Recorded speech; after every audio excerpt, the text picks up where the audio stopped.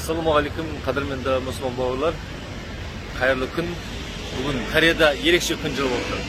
Кәдімгі жаздағыдай. Енді біз сіздерге керемет көлік көрсетейін деп тұрмыз. Бұл көлік Алла қаласа 2022-ден бастап шығады. Біз енді Кореяның өзінің тұрғындарына, өзінің мемлекетіне 2021-ден бастап салонаға әкеліп қойылған. Бұл жақта тестте жүрген көліктер бар, және айдалымда жүрген көліктер бар. Ал сол жерге келдік. Енді мен арнайы дайындықпен немен келген жоқпын. Балаларым бәрі жан-жақта жұмыста. Мынау Hyundai центрдің айналасына жүргеннен кейін көрсетіп жатырмыз. Мінекей мынау Hyundai Porter электромобиль, яғни токпен жүреді. Полный зарядпен 280 км жүреді. Яғни қала аралығында тегін зарядтап жүре бересіздер. Мінекей мына жақта қарайтын болсаңыздар, Hyundai Ioniq 2022 5. Ioniq 5. Ал қараңыздар, не деген Hyundai Ioniq жанынан қарасаңыздар, RAV4 көлігіне ұқсайды.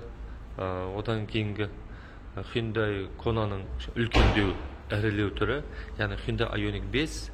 Бұл көлігі 2022-ден бастап 5 шығады. 6-шы түрі ол 23 жылы шығады, 2023-те. Одан кейін Ioniq 7 деген бар. Ол үлкендеу. Ол алғасы 2024 жылы шығады. Ал бұл көліктің айналасын қарайтын болсаңыздар, не деген дизайн. Қараш, адамды кәдімгідей таңғалдырып. Кәрістер көліктің дизайн жасағанда ешқандай көлікке ұқсатпай, өздерінше ерекше қылып жасаған. Қандай керемет, не деген сұмдық. Жалпы пикселден құрастырылған сияқты болып тұр ғой. Енді мына жерде простой шыны. Сапасы қатты екен. Кәдімгі сапалы тас болып тұрған екен көрініп тұр. Мына жақтан іштерінде пикселдер құралған. Меніңше мыналар жану керек. Мына жақта қараңыздар. Мультфильм болса кеткен сияқты.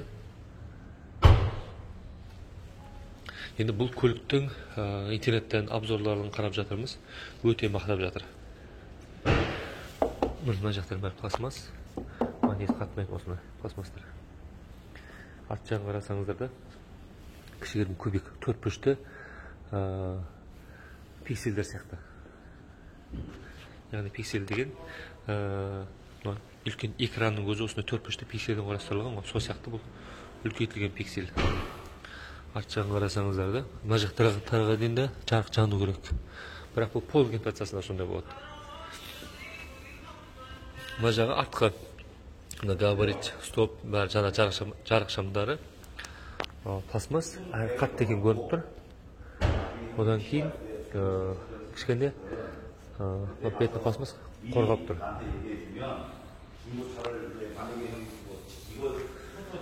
Sleeping zone. Олардың полный комплектациясында мына жерінде тек видеокамера ғана тұрады. Сосын төбесі солнечный батарея. Яғни көлік айтылып жүрді, зарядтай береді.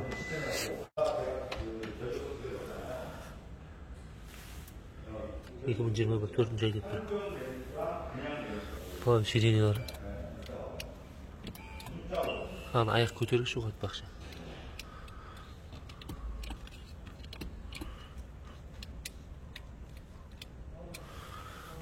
Басқаша екен. Бұл көлікке отырған кезде басқаша память сиденьесі бар екен тіпті. Мына жағын қарайтын болсаңда фара коробкасы, ручник осы тұрғанда демеген.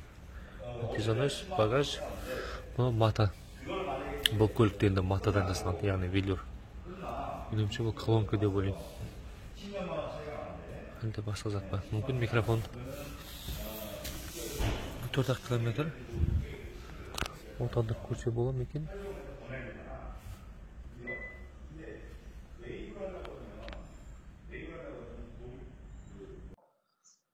Мына жағын енді қарайтын болсақ, монитор орнатылған, бірақ бұл монитор ортасы мынандай әппақ сет емес, қара болса әдемі көрінеді. Енді мүмкін өзінің несі. Пластмастар жақсы, ыңғайлы. Мынада көп кнопка жоқ, анау айтқандай. Сенсор деген. Жақсы. Mına жаң қарайтын болсаңыздар. Екеуіне шағын қарайтын болсаңыздар. Екеуіне кнопка емес. Сырттарын бәрі жақсы жасалған. Жылтыр екен. Қосылған кезде жаңа сапасы өте керемет көрініп тұр. Мынау режим драйв. Спорт, эко, комфорт деген сияқты үшеу. Мониторы. Одан кейін старт стоп. Жақтан бәрі диодтан көрінеді. Жарық шамдары, мінекей парктроник. Мына жақта енді мынау алыстау екен.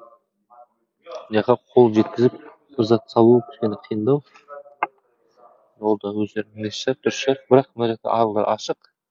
Стакан салғышы. Мына жақта беспроводной зарядка.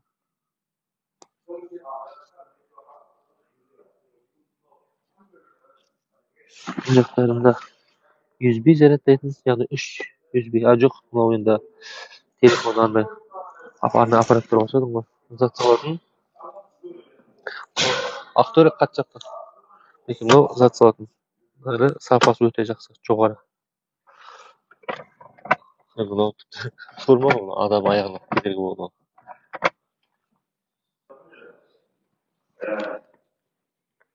Қожасы басқаша қаттау екен кішкене. Қожасы қалай жұмсақ, бірақ кішкене қаттау. Сосын арт жақтарында USB зарядтайтын, яғни кішкене зат салғышы. Простой жасалған. Мінекей жел үрлегіші. Есік сойқан қатты, әрі сапалы. Артқы багажы үлкен.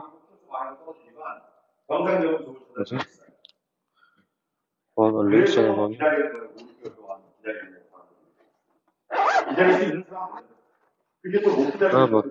Енді зарядтайтын ғой. Зарядтайтын қосымша аппараттар бар. Мынада айтпақшы 220 вольт бар. Өте жақсы. Насостан. Көлік ұнап жатса, интернеттен қарап, тағы да видео обзор көріңіздер. Бұл Кореяның ең электромобиль удачно шыққан көліктердің бірі деп ойлаймын.